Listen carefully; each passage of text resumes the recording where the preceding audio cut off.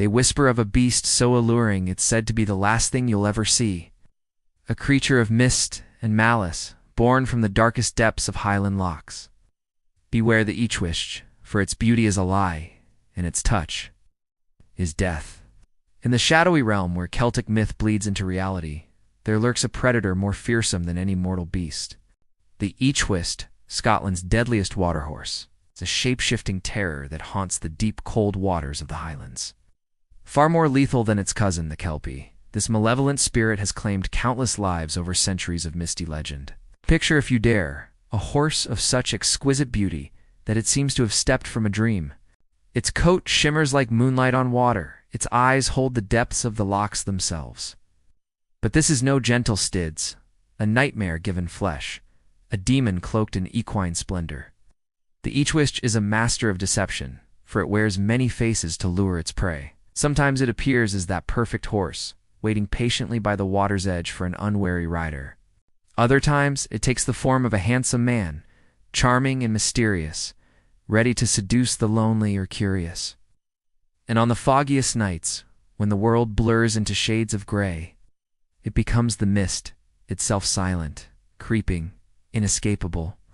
But no matter the form it chooses, the Each-Uisge, as true nature, is always the same. A ravenous killer with an insatiable hunger for human flesh. Those who succumb to its charms soon learn the horrifying truth, but by then, it's far too late. For you see, once a victim mounts the Each-Uisge, their fate is sealed. The creature's skin becomes adhesive, gripping its prey with supernatural strength. No amount of struggling can break free from its grasp. And then, with a sound that's half laugh, half scream, the beast plunges into the depths of its watery domain. Dragged beneath the surface, victims feel their lungs burning, their vision dimming. But drowning would be a mercy compared to what awaits them. For the Each-Uisge doesn't simply kill, it devours. With razor-sharp teeth and inhuman strength, it tears its victims apart, feasting on their flesh and drinking deep of their terror. When the feeding frenzy ends, all that remains are scraps of clothing and a single grotesque calling card, the victim's liver, left to float on the water's surface. A grim reminder of the price paid for trusting in false beauty. The Each-Uisge is no wandering spirit. It claims specific bodies of water as its territory, and woe betide any who trespass in its domain. Loch Trag, known as the Loch of Death, is said to be home to one of the most vicious Each-Uisge in all of Scotland. The waters of Loch Mary, too, are whispered to hide this lethal predator beneath their placid surface.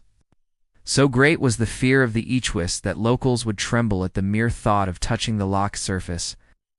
Children were raised on dire warnings, taught to see danger in even the most inviting pools. For in a land where water was life, the Each-Uisge made it synonymous with death. But humans are nothing if not resourceful, and over generations. They developed rituals and talismans to ward off the water horse's evil. Iron, that ancient bane of fairies and spirits, was said to repel the Each-Uisge. Salt, too, was believed to hold power against the creature, perhaps because it was the essence of the sea, too vast for even this monster to claim. Amulets were crafted, passed down through families like precious heirlooms. But more powerful than any physical charm were the stories themselves. Tales of the Each-Uisge were told and retold, each recitation a ward against the darkness, each listener another soul armed against the beast's temptations. Yet for all the terror it inspired, the Each-Uisge was more than just a monster to be feared. It embodied deeper truths about the world and our place in it. In its shifting forms and deadly allure, we see the deceptive face of nature itself, beautiful yet utterly indifferent to human life. The Each-Uisge reminds us that beneath the surface of the most tranquil lake, dangers lurk unseen. Some scholars argue that the legend of the Each-Uisge arose as a way to explain the all-too-common tragedy of drowning. In a land of countless lochs and treacherous waters, death by water was a constant threat.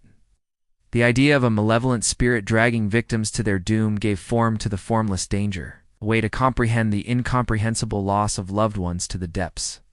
Others see in the Each-Uisge a metaphor for the wild, untamable aspects of the natural world. In an age when humanity sought to bend nature to its will, The water horse stood as a stark reminder that some forces cannot be controlled or domesticated. It was the spirit of the lochs themselves, capricious and deadly, demanding respect and caution from all who dared to venture near. Though centuries have passed since the height of its legend, the Each-Uisge has not faded from memory. It lives on in literature, its terrifying visage gracing the pages of horror novels and dark fantasy. Cryptid hunters speak of it in hushed tones, debating whether such a creature could still lurk in the remote corners of Scotland. Some confuse the Each-Uisge with its more famous cousin, the Kelpie. But those who know the old stories understand where the Kelpie might drown a victim or two. The Each-Uisge leaves nothing but bones and nightmares in its wake. It is the apex predator of Celtic water spirits, feared even by other supernatural beings.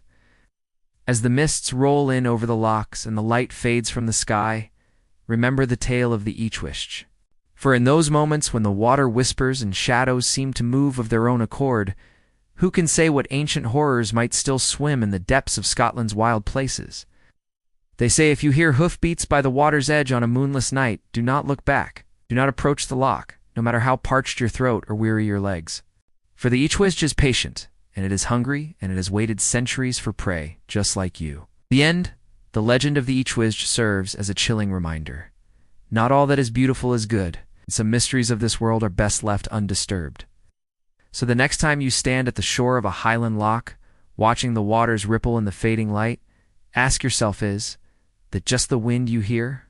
Or is it the whispered laugh of Scotland's deadliest predator, waiting beneath the waves for its next victim?